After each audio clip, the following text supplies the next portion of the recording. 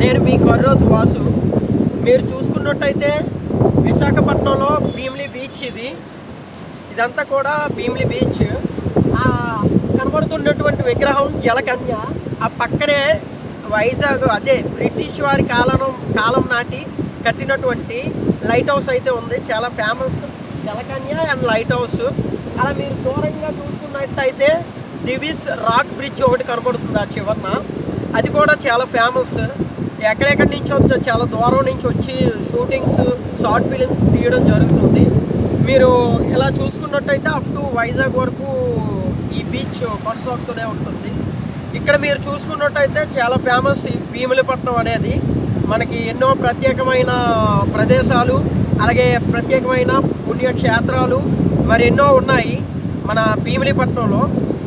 Okay friends, ఇంకేమైనా information ఫర్దర్గా ఉంటే మీకు షేర్ చేస్తాను friends. Okay, thank you friends.